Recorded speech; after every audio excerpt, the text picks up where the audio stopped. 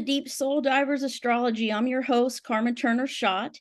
Thank you for joining today. I hope everyone had a wonderful Thanksgiving holiday, and I'm excited to have two wonderful astrologers with me today. My guest, Caroline Lynch, who's a psychic astrologer from the UK, and Merlin Wizard, who's a professional astrologer for 40 years in the UK. And I've been on their radio show. They have a astrology show that I've been on, and we would chat about astrology in the world. And I thought I want to bring them on here.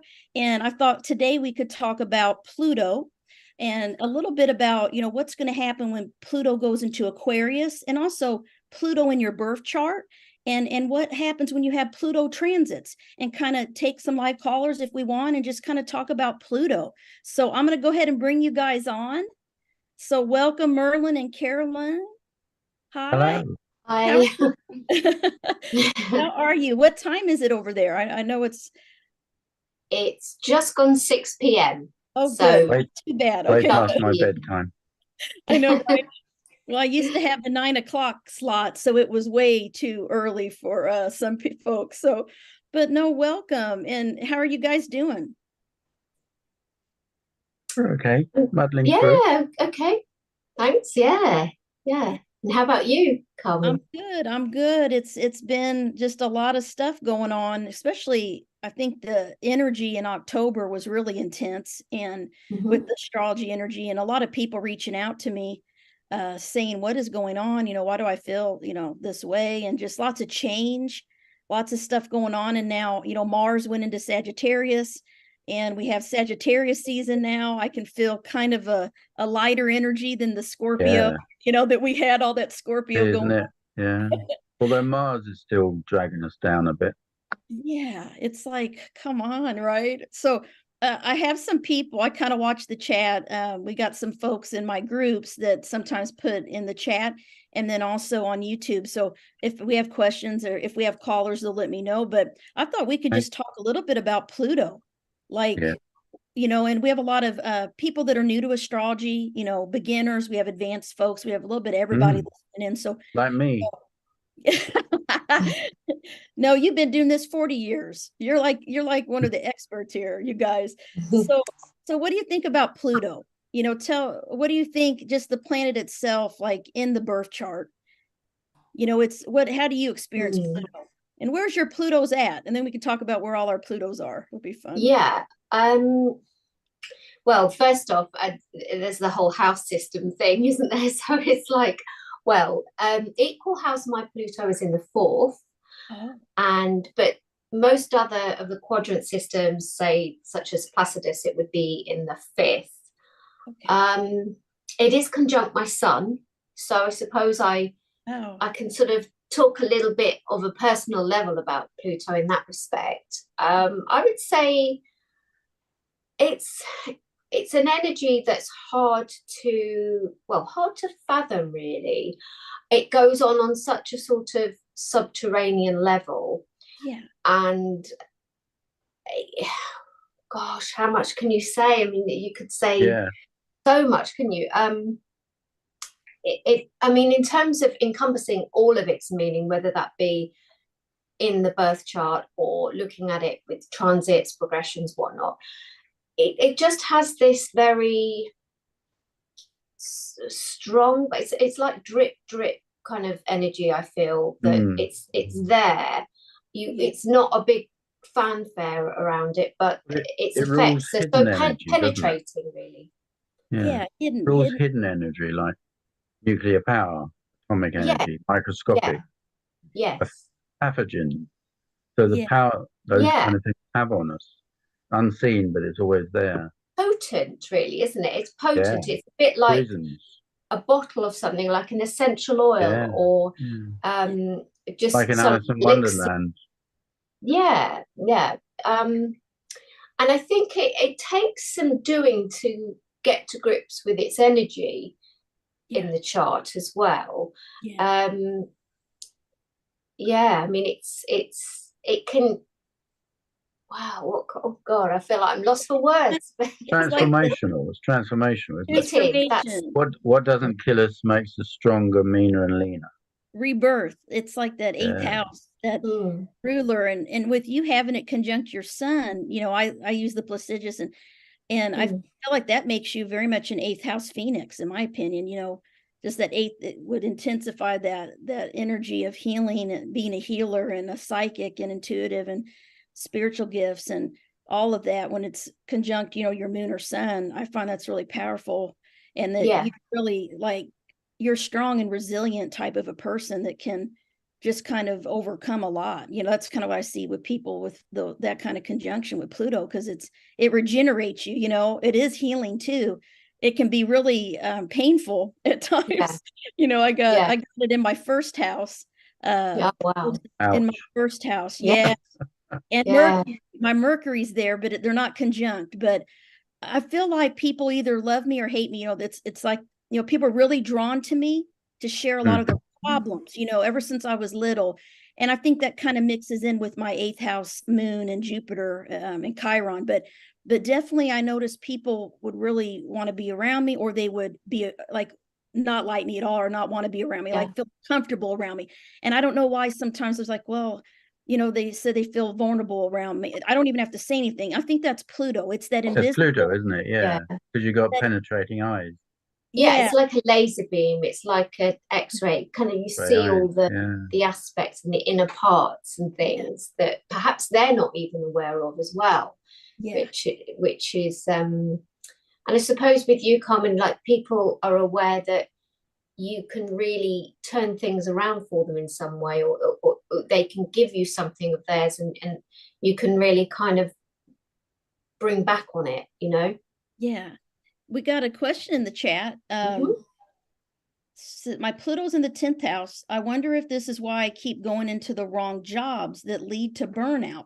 If Pluto is in my 10th house, does this mean it will always be this way? What do you guys think? Well, image. 10th. Sorry, Merlin. No, I was just saying that public image and 10th house is often to do with professional areas, isn't it? Yeah. And also how people see you as well. You could also have an effect like being in the spotlight in some ways, people coming to you like a magnet kind of thing. And you might have situations, particularly when you're younger, where you had like accidents or things happen where you're in some kind of danger. Right. I've come across Pluto in 10th house. What do you think, Caroline? Yeah, I mean, I would say Pluto in the 10th house, you're always going to be drawn to it because Pluto is extremes. So it may be that you are amongst people that in some ways there's that power play as well, you know, where it's either people, I would imagine quite instinctively, people are aware of your power, because it would tend to come to life, if you like, in a position of authority, or in a position of an organization, which is kind of what the 10th house is about. And so you would tend to attract situations where it are quite heavy, you know, and people will either be a bit envious, you know, that's a very Plutonian theme, isn't it? This because it relates to Scorpio, or they will want to mine from that power that you have in some way. And this could be partly what the burnout is about. And also because simply there will be quite a transformational process within your career standing. Therefore, you can't take anything, nothing is light-hearted when it comes to your standing in life. All or nothing. It is a bit of an all or nothing.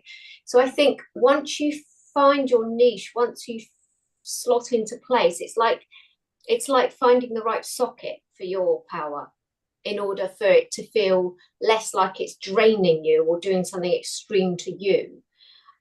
And I think you will get there on that, you know?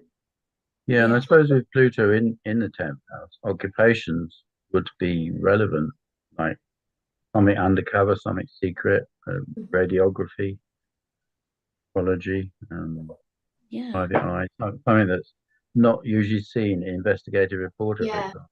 things, FBI agents and yeah, occupations where you're detectives. not seen or known. Yeah. Yeah. It could be And therapists too, like yeah, psychologists so Even digging. working in the anything, theatre behind, like working on the props behind the scenes, that can be a Yeah. Pluto, right? So the wrong jobs, she feels Yeah, she's in finding the the right wrong job. job. Yeah, Maybe the jobs aren't deep enough. They're not yeah, challenging enough for you, because Pluto needs depth, right? yeah, yeah, you in one way or another, if it's not utilizing that aspect of you, you will find these crises will come up because mm, Pluto will want you to be bringing that power into you. It's what you're there to do. You're meant to transform things by your presence in some way. And it could just be in the sense of you understanding the intrinsic structure of things on a deeper level and being able to therefore grow things sort of mm. exponentially, from a small seed, you'll be able to sort of have that growth. But so if in any way you are disempowered, it will tend to put you into situations where you'll get shady people or situations that drain on you. And it's a Yeah, heavy energy, isn't it, to have really yeah. You anywhere? might have colleagues or a boss that wants to stay out after the home time, extra hours, coming on Saturdays and things like that. So Yeah. it's a That bit like being the victim, isn't it? Because sometimes Pluto could be yeah. the victim, Yeah. or you could be the torturer, depending Yeah, on the the wound. situation. I find it's like whatever house it's in, Mm. there's usually some type of a wound that has to be healed. Uh, So, for 10th house, it would be maybe finding your work mission, finding what fulfills you in your job, and that's where the wound may be, right? And yeah, like for me, it's first house, so my wound was self-expression. I used to be really shy, I had a hard time, very scared of being hurt, so I didn't express myself as much. I had to overcome that, so I, talk and share more and not be so okay. quiet, Yeah. right? So Bit I like the lion in the Wizard of Oz. what's the line?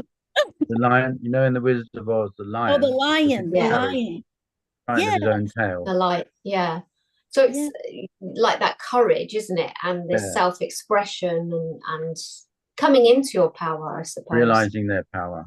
Yeah, Yeah. they're a lion. What they're more li do they need? Mm. yeah. Well, we got one more question, then we can kind of Mhm. talk about, Okay. some other things at Pluto. We could talk about what happens when it transits different things. We can share our experiences. I've been through a couple Mm. major Pluto transits.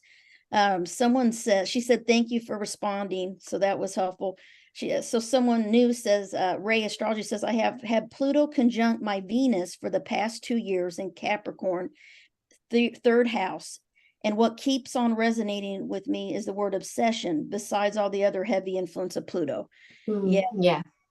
Yeah, Pluto definitely. conjunct Venus. Yeah, yeah. Yeah. Nothing shallow about that, whether it's your obsession, someone else's. Yeah, It's like being in that situation where you just can't quite get that balance in a sense because it's consuming.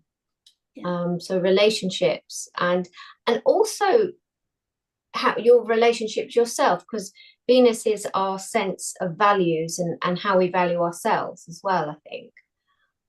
Yeah. um And Venus can be intense in Capricorn, I found. mm, yeah, yeah. This It's that kind person might find they blush a lot if they're around somebody they like.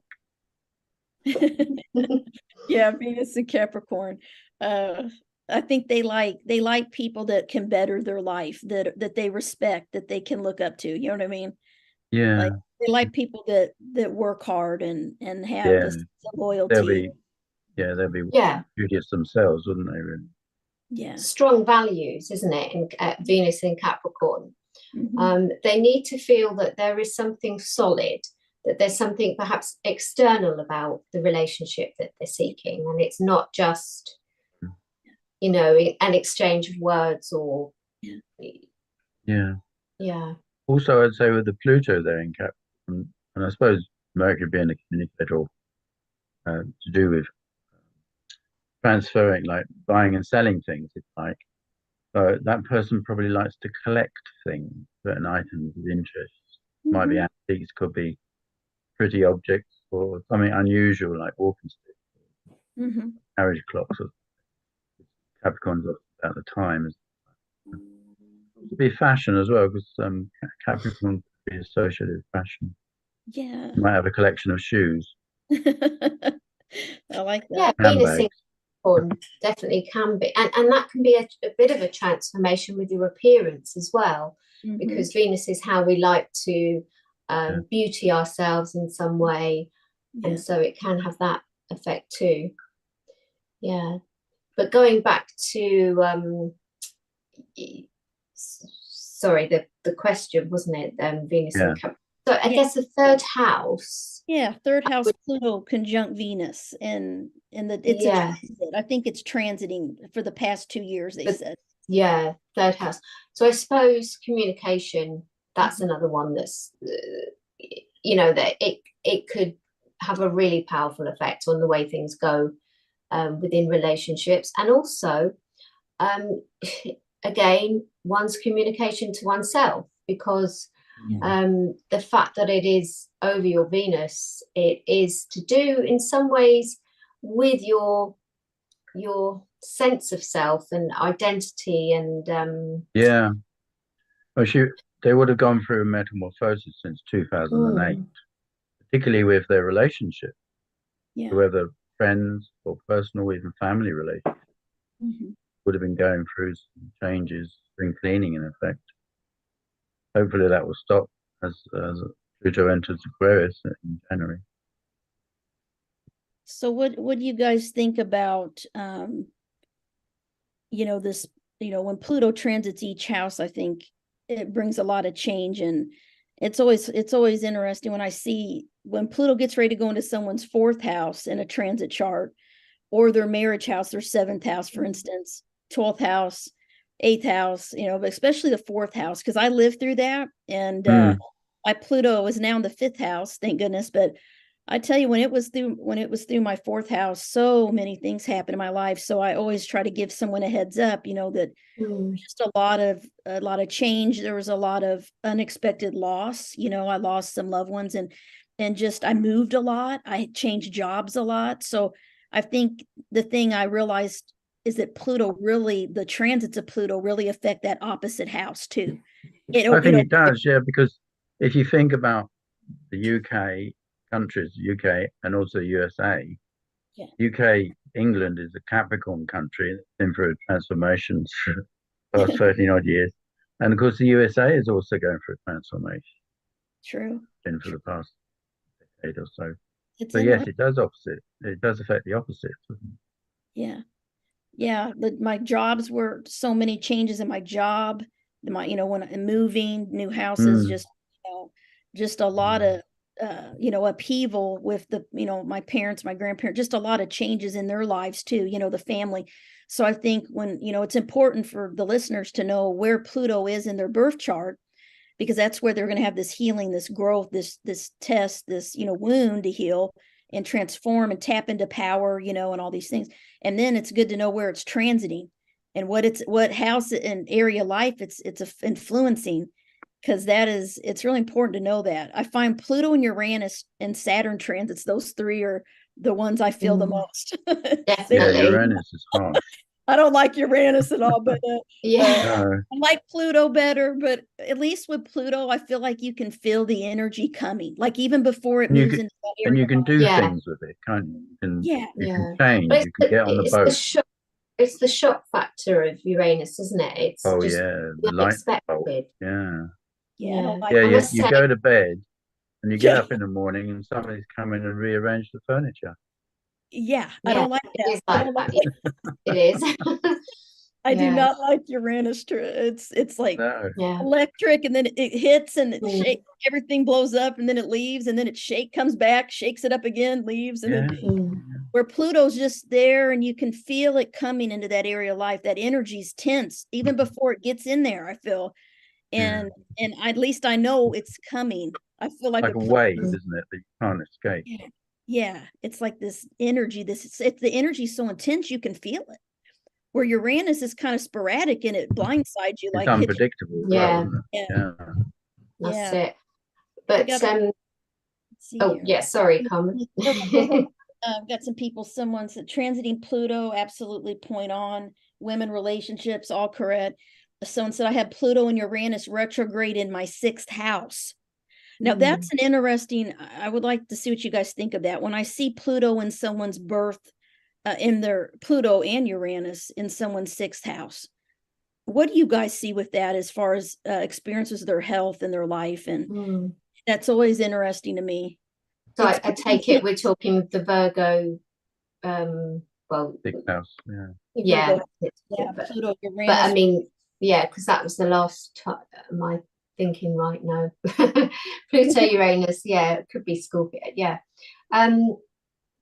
Well, I mean, really, that's a lot of twists and turns, isn't it, to do with getting on an even keel physically, both in terms of your everyday living and habits and how you help your health, and just the stuff that comes up that feels that it's out of your control.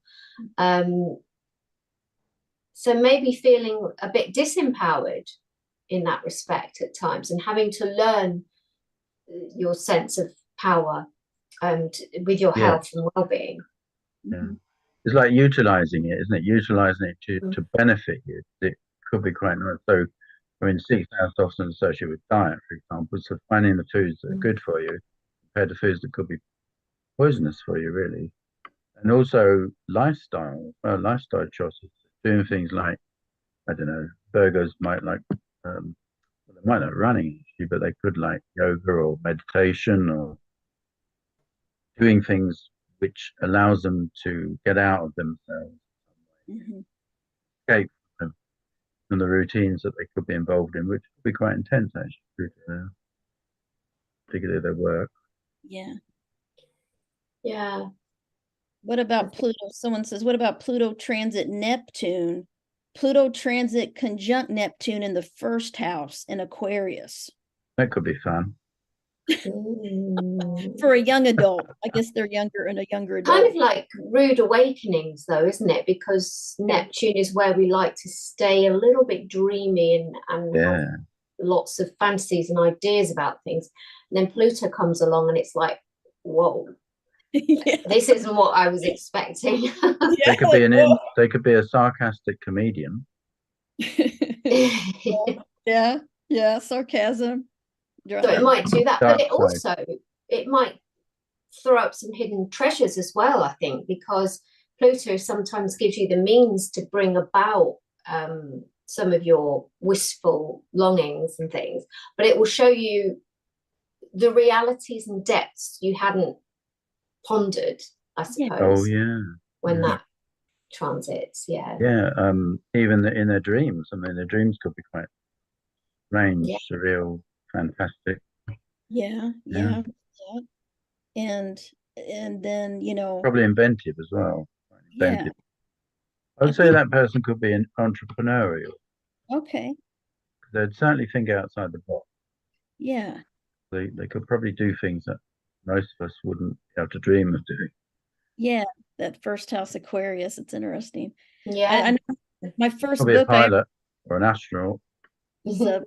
Pluto by Jeff Green. This was the first, I got this back in the 90s when I first started studying astrology. And when I was looking up, you know, Pluto in the 1st, you know, just looking up things, it all made sense. And I think with Pluto, it's important we know what a powerful energy it has to help us transform and change. And someone was asking, you know, how do you work with it? I think, like we were talking about, is to tap into the powerful energy of it and the positive side of it, the positive side of it, which is change. If you think it rules fungus, for example, and we can eat mushrooms, can't we? Now, various kinds of fungus we can eat. It's very tasty, very edible. So you're working with it in a positive way. Of course, it can be used in other ways as well. It's finding what works for us. As to Pluto, and sometimes it can be trial and error. Oh, we got some live callers. Okay, I just saw. Oh my God. All right, let's bring Lisa in from Colorado. Hi. Hi. Hi, Lisa. Can you hear me? Yes. Hi, Lisa. Hi. Thank you for taking my call. I know Yeah. how you guys feel about Uranus, but I have Uranus conjunct Pluto in Virgo in the 8th house. Ooh. Oh, wow. Well done. Pluto in 8th house. So Yeah. let me ask you, you know, what has been your experience with that? Do you feel like you've had a lot of transformations and rebirths, like psychologically, emotionally through your life? I think it has affected me on multiple levels throughout my life. Yeah. Especially now because Uranus is opposite. Well, Yeah, to throw Scorpio. you guys are astrologers, you can appreciate this. Yeah, I have a so- water trine. I have a water trine that hits my 10th house, my 2nd house, and my 7th house. And at the top of the kite is Uranus and Pluto in the 8th. Wow. So it's craziness. Yeah. Literally. It feels like you're plunged in somehow, doesn't it? Like that you go into situations that feels inescapable. Yeah. It's Mm. like I you would say that's somewhat true. Yeah. Yeah. I mean, it's like you're a free spirit, but then you're restricted by something that happens, kind of thing. So you might be walking along somehow, walking along the road, and then somebody comes in and says, "Oh, can you help me with this? Do this?" There's some kind of interference going on with what you're doing. It can be crazy energy, and really talking about that wound. I'm curious to see your thoughts on that wound where that Pluto is in that 8th house. Yeah. My daughter has Pluto in the 8th house, and what I find with that placement is it gives you a very it gives you a bullshit meter. You'll be able to see through fakeness, see Oh through, yeah. very perceptive, and can see when someone's lying or when someone's full of baloney, right? You just see, it's like laser. Yeah, and Yeah. and that's a hard place to be, because you know the truth, but what you're hearing from somebody else isn't that. And then I have to make a decision. Yeah.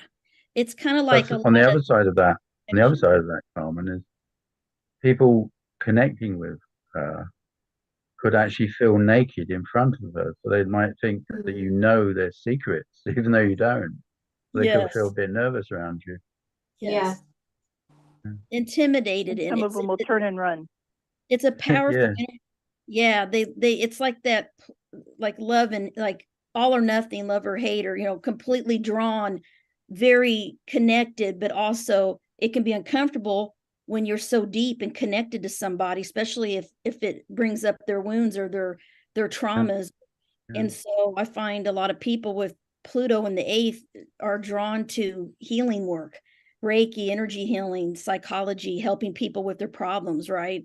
And you're really a natural psychologist with that placement. That's kind of what I see. Yeah.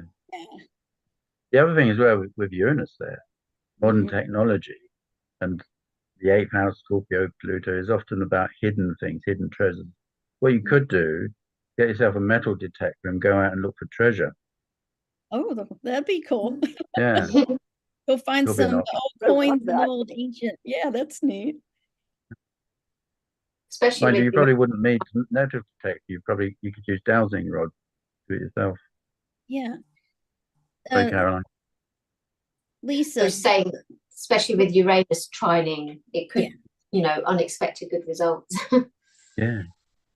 So Lisa, what's your experience with, you know, loss and grief and healing? You know, have you lost someone close to you? You know, did that transform you and really get you on your spiritual path and kind of awaken your 8th house spiritual gifts?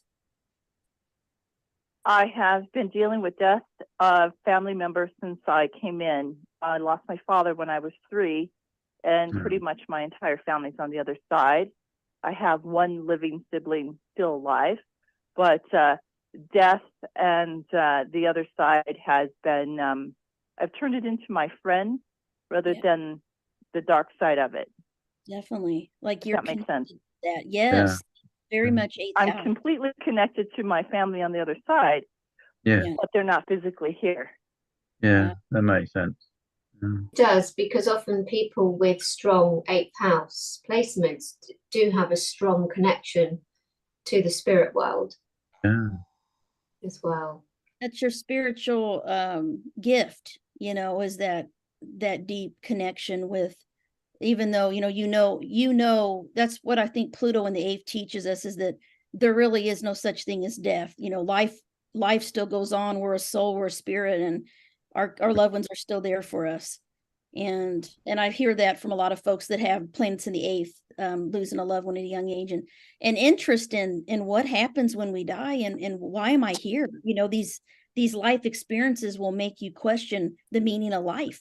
That's why I love the eighth house, and Pluto rules it. So, all that intense, powerful energy. My daughter has Pluto in the eighth, and I remember she would be, when she was little, she was in the bathtub once. She was like 3, and she's like, "Where do I go when I die?" She kind of asked me, and I think what happened after that too, she was always interested in that. And then she'd never been to a funeral. And when we took her to a funeral, it was like one of my great uncles, and she had never been, and she wanted to go up to the casket. And she's like, I wanted to go up, and I held her. She was maybe 4. And we went up there, and someone was standing there, and they said, "He's just sleeping, honey," to my daughter. She says, "No, he's not." She just knew. She's like, "He's not sleeping, mommy." Like she just knew, and she knew they were lying to her. And she was only 4. And I'm like, Pluto in the I just can't. And she was always that way from a young age. So, it's such a depth of gift. But Lisa, do you have anything else for us? And then I'm gonna bring the other caller on. I appreciate you calling in. Thank you. No, that was great. The confirmation and your insights on that has been wonderful. Thank you so much. Thank you, Lisa. Thank you. Thanks. So bye-bye. We got Lauren Smith from Pennsylvania. Lauren, are you with us? Yes. Hi, Carmen. Yes, I'm here. How are you? I'm good. Thanks for calling in, Lauren. How are you? Good. I'm okay. I just want to know, I have Pluto in the 12th house of Virgo. Now, the 12th house, I know that the planets in the 12th house are kind of like hidden, like their energies and stuff. I would like to know just anything about Pluto in the 12th that could help me with that, please. What do you guys think? I'll let you start, and then I'll... Deep creativity, and again, imagination and dreams must be quite fascinating. Possibly creative, like musical, could perhaps in writing or poetry, song. Absolutely on point. I love music. That's what my thing. Yes, and there might be something unusual about it as well. You might play an unusual instrument, for example. Yes, that hits on point as well. Anything else about Pluto hidden in the 12th? No. I think. Do you like theater? Do you like theater? Love theater. Yes. Yes. I like art. I like, art, music, and theater. They are all things that I do like. But I like things that are a little avant-garde, not the norm. Yeah. You probably like Salvador Dali. Yeah. Yeah. Like a powerful. Absolutely. It's like if you think of it, it's like all that power that we're talking about with this planet, the energy it's a little bit masked. That's the way I see it. It's like exactly. There's illusion and like a fog. I think sometimes it's hard for you to tap into the power of Pluto. Yes, absolutely. That's what I was trying to see, like, because of the hidden 12th house, how to tap in. Absolutely. I think like Merlin said, through your creativity, I think you could tap into this power, and then what you're going to do is you're going to unleash it, and you're going to unmask it. Yeah. Which you can do with 12th house planets. I got some, and eventually I got to come out of hiding, right? So you can come out of the hiding. Yeah, and you might actually like doing things like watching volcanoes, going to places to watch a volcano, actually courting danger and the thrill of it. Yeah, that's true too. I like that too. But anything with a thrill or anything unconventional. What do you think, Caroline? Well, it's strong imagination, definitely, and it it is one of those energies that's hard to put into words. It's hard to manifest. That's why you can only sometimes tap into it by other means, such as music or I don't know, creative writing or something where it's just a more raw expression. So it could even be looking at certain cultures where they have very not primitive, but I guess quite raw ways of expressing oneself, and obscure ways in some way that puts you in touch. It sort of taps you into a source. So it's kind of like being very disconnected, I guess, from what's expected, being able to go into sort of slightly taboo areas. Yeah. Yeah. I agree with that. All right. Thank you very much. Thank you. Thanks for calling, Lauren. What's that? Yeah, thank you for calling in. I appreciate it. Oh, thank you very much. Thank you. Bye-bye. Bye. So yeah, thanks guys. Yeah, that was good. Now we got some time left. Let's talk about Pluto, the big astrological event that everyone's been talking about, Pluto into Aquarius. Yeah. So what do you guys think? What do you think, what is going on right now with Pluto still in Capricorn? And then what do you guys think is going to happen at the first of the year? I have a lot of people asking me, like, what's coming? What is this Pluto and Aquarius going to do to our lives and to the world? And what do you guys think? Well, I'm looking forward to it, actually, because since it's been in Capricorn, all these restrictions and authoritarianism and corruption that's come out with government people in control and leading us. When it goes into Aquarius, Aquarius is a humanitarian sign about the conscious collectiveness. So I'm anticipating Pluto to be dredging things up with regards to traditions from 300 years ago, really, which is what's been happening in Capricorn. But in Aquarius, it'd be new inventions. People saying, "Okay, this is how we do it." So there might be, for example, the internet and mobile phones. We might not have borders. We might not have governments in the same kind of way. It may be that everybody votes for something, opposed to just having a few number of people doing things on our behalf, because it seems they don't have our interests at heart, do they? So I think there's going to be that kind of revolution going, bearing in mind it's going to be there for 25 years. There's plenty of time, lots of social change. And of course, space travel is a thing, isn't it? We'll probably be going up. What do you guys think about the whole UFO thing with this, your theories on outer space UFOs, like making themselves known when Pluto goes into Aquarius? Yeah, I've been feeling that. I don't know. There's something about it. I just, something from the sky, I don't know. What do you think, Caroline? You think something? Well, they've already sort of opened up a bit, haven't they? It's interesting how the timing of that is just so spot on, isn't it? With it was like nothing. Then Pluto teeters into Aquarius, and then it's like, oh yes, there is something. And so we're bound to hear more of that and experience more of that in some way. And like Merlin was saying, the humanitarian element of Aquarius, well, that's going to take things forward leaps and bounds, really, isn't it? In terms of, we're already starting to see a lot of questioning of what is a human being, in terms of AI. And then you've got, well, what's a gender? That's all very fluid, isn't it? How people are discussing that and framing that.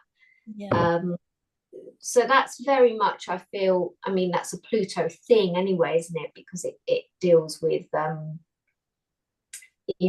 gender, sex, that's quite Plutonian. And then, of course, the technological side of things, that's every bit Aquarius. So it's like this transformation of almost like mechanical in some ways, I want to say, a bit, what's the word I'm looking for, but sort of divorced from the very animalistic human experience, being more of the mind and conceptualized, I guess. Yeah. like more rational, more not more detached from emotion. Yeah, the purity, detached from biology in a way, detached from that everyday sort of sense of who we are. Yeah. It kind of scares me a little bit. Well, I'm learning. I'm learning every day, but I took a training, and we were talking about, social media and well, technology now with bullying and sexual harassment, all this stuff going on online. And there's actually things happening in these AI 3D virtual reality rooms where people are being victims of sexual assault and harassment, and they're in AI. I mean, they're in a virtual world, and I'm like, this is like a thing now. Like they're doing prevention on this stuff, and it's like, but it's not even in the real world. And then they showed this app where your boyfriend, girlfriend are a computerized person that looks real, and they'll call you, text you, check on you, like to give you companionship. Oh, that's right, because here in the UK last year, there was a man caught Windsor Castle. The police apprehended him going around the grounds of Windsor Castle where Queen Elizabeth II was. And he was going to murder her because his AI girlfriend told him to. Oh my gosh, are you serious? Wow. See, this is like, it's happening. It was like that movie Her, with Joaquin Phoenix years ago. I thought, this is like real now. Like his girlfriend was a computer or the Lawnmower Man with Pierce Brosnan. Yeah. So I think some of this is Aquarius, and I think that we're gonna have to get comfortable with this, because it's that uncomfortable, unexpected, new, eccentric energy that's different. We're not used to it. It's not traditional, and I think all of us are being forced to open our minds up a little bit, not be judgmental and, because Capricorns are very traditional. Yes, that's true. Yeah, less judgmental. Yeah. And we got to be open. Altruistic. Like my daughter, I think this generation, is it Generation Z? That's what they are. My daughter, she teaches me all this stuff, and I'm like, she's like, Mom, you can't say that. I'm like, why? She goes, well, it could be seen as this or that. I'm like, really? I'm like I'm learning stuff from her, right? Yeah. And she's like, oh yeah, she's on she shows me these apps and tells me these things going on, and I just am trying I'm trying to be more open-minded, but I think we have to come out of our comfort zone. Some of the different generations, in the world, we have to come into this new comfort zone. I think Gen Z's in it, like they're Aquarians, like they're in, and it's different. I think it's probably easy. I think depending on your birth chart, it might be easier for some people to adapt to this Pluto and Aquarius energy. Yes. Coming, Yeah. Yeah. I mean, obviously, it's going to hit those with the fixed signs a little harder, in pertinent places, the personal planets like Scorpio, Leo. It could be a bit tricky, but it's a sort of transformation of society, really, isn't it? And how we structure that and how we think of ourselves. Yeah. I mean, what do you guys predict? What do you think major things will happen when it, like right before it goes into Aquarius? You think something major will happen right before, and then once it's in? Yeah, I think like the war in Ukraine, for example, I expect change will happen there, and particularly with leaders perpetrating. Sure. There'll be some kind of change or revelation in regards to that. Yeah. And in other areas, I think it's like the monetary system. I heard today about a shop that's doing away with the self-service tills because people don't like them. They're going back to having somebody, you go to what do you call it? A cashier as your shopping. Yeah. Is it a real person? Is it a real person? So they're going back to connecting with people. Wow. Yeah. You know what happened? This was really interesting. I went to this restaurant. I hadn't ate out in a while, and it's in the Midwest, here in near Illinois. And came in, and then we were gonna, just two of us, okay. And they're like, okay, the robot will take you to your table. Oh, I see. There was a robot. It was a waitress robot. Well, they have them on the cruise line. Follow the robot, right? On the Yeah. cruise liners, they have robotic bartenders. I had Right. never seen this before. Really? See, I haven't been on a cruise since. No, I haven't. I just heard about it, but Yeah, that's really interesting. They apparently, have them on yeah. the So bartenders. that's a dilemma, isn't it? That does it do away our jobs? I mean, when young people talk to me and they were talking about their career options, I said to them, "Well, can it be done by a robot in 5 years?" And that's the thing, isn't it? You've got to tell your children to choose an occupation that's not going to be taken over by a robot. Well, Artificial. that is a good point. That it's like what's going to happen. And I know someone was asking me, I did a publishing webinar and they're like, what do you think about AI and writers and writing, and then, AI taking over? I'm like, I have no idea what it's going to do. I mean, it is kind of crazy. You can go, AI can just write books. I mean, Yeah, and well, we won't need reporters. yeah, it takes it takes the human side out of it to me, Yeah. Doctors and nurses, they do operations, don't they, using robots? Yeah. AI? Yeah. My husband told me that they have robots that do the surgeries. He's an OR nurse, Yeah. and he said, well, there's some surgeries they'll let the robot do it, and others it has to be a surgeon. I'm like, Cargo wow. ships, Yeah. airplanes, Well, yeah, pilots. I mean, it's cars, of course. Cars are already going that way, aren't they? yeah, yeah. So you think this is going to intensify more and more of this kind of thing as I think it will, because I think when you think about it, that is a lot of the essence of Aquarius and the transformational aspect that Aquarius can bring. Because Aquarius as a sign is detached, it's detached from emotions somewhat as well. Yeah. So, and I think it will take things to a level where we do understand more about, kind of extraterrestrial life. I think that's going to be part of it. I think there will be leaps and bounds in those directions. Can you you think you can make robots and like this technology have emotion? I mean, it's like that movie with Will Smith, I, Robot, years ago, how the robot or Robin Williams. smart. That one that Robin Williams did. Yeah. Yeah. Yeah. It's possible, isn't it? Yeah. It's really interesting. I mean, I had never seen, and then they brought the food out too when they sat us, the robot, and then they put the food on the tray and the robot brings the food out from the kitchen to your table. Yeah. You get your food off of the Did you give him a tip? never seen this before so recently. This was like a month ago. I'm like, okay, we're already getting into this Aquarius energy. Did you give him a tip? I'm like, do we tip? I mean, yeah. I mean, it's weird. I mean, I don't know. Yeah. And also I think the essence, if we look to history with Pluto and Aquarius, is to be quite revolutionary, isn't it? Is it just trying to think, is it timing wise? I'd have to Google that one. But I know it's to do with times of there being revolution. Historically. That was it. Yeah.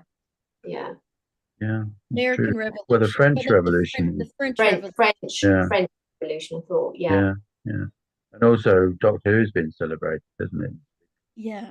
Yeah. Years. So we have this is happening. It's January, right? What are the dates? When is it? It's January when the end of January. I'll have a look. Yeah. The end of January goes into what can we tell the listeners? And we got probably about 5 minutes or so, 8 minutes.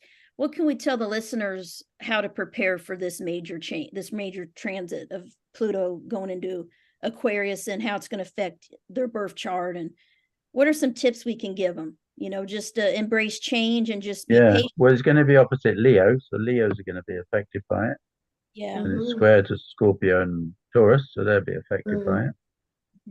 Roundabout one. The early degrees of those signs. So if you're born just into that period, obviously it's for a while it's going to be the earlier degree of those signs that it's going to square or oppose or be conjunct. Obviously for Aquarians themselves, they're in for a bit of a ride, aren't they? With if you're born late January Aquarius, you're going to feel some changes. And and you're going to, it's almost like wanting to shed a skin. It's a bit like the snake, isn't it? It's like this metamorphosis. Yeah. Yeah, so things will be reinvented, won't they? All think it's already been done, isn't it? I think of banking online, isn't it? There's lots of things, as you say, letting go of the old and doing something new. Yeah. 21st of January is when it ends. I was just going to say, which is interesting because that's when the sun is also in Aquarius. So it joins in to the sign when the sun is also next to it in Aquarius. Just random fact, but and it coincides next year as the year of the dragon in Chinese astrology. Okay. Someone said, "Oh wow, I thought Aquarius was going to be the age of dreams, psychics, and instincts." So, what do you guys think about the age of Aquarius? And everyone's asking, are we in the age of Aquarius? Are we? I mean, it's so slow, the transition, isn't it? That it's so hard to say, oh yeah, next Wednesday, you know. Yeah, right. I would say yes, but slowly with it. Yeah. And certainly it is a time of that in a way, in the sense that although we're talking about being detached from emotions and robots and things like that, it is also flashes of intuition. It's also downloading information from other realms and being very open to anything a bit different. Yeah, and it's true. So it's not just this technological side of it. It is also intuition. Thinking outside the box kind of thing. Very much, but also receiving inspiration in a flash and being psychic and clairvoyant imprints. Premonitions.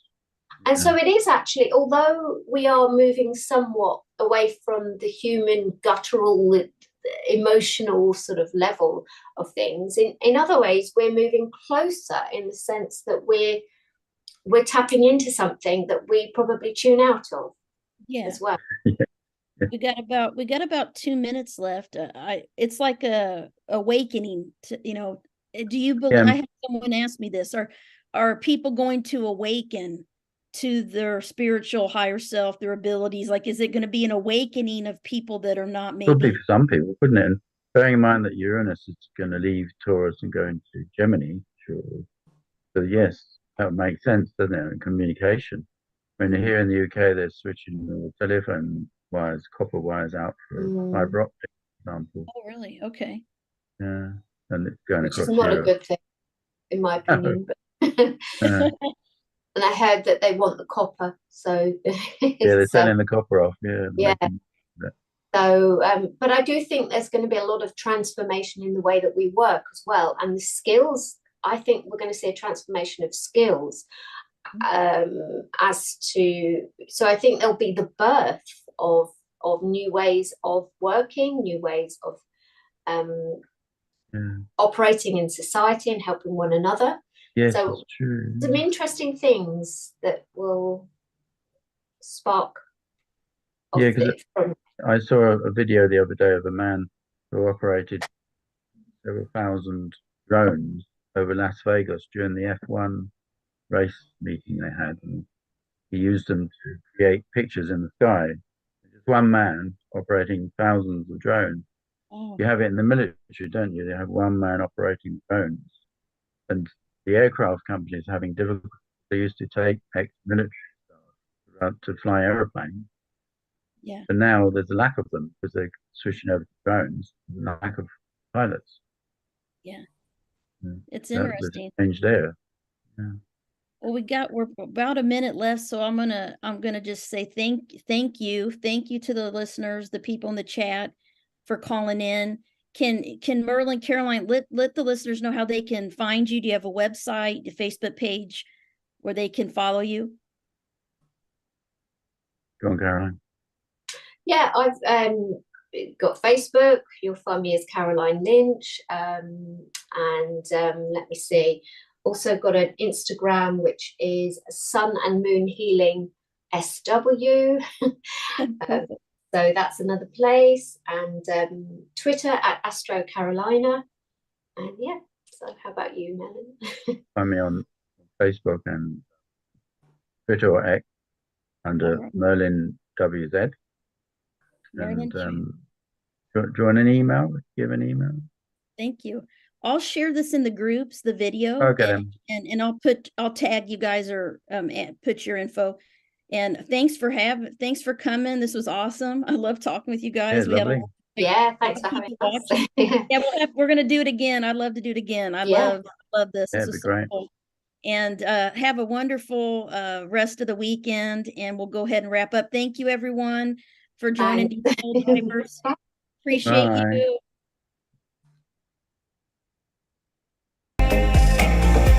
Audio Jungle.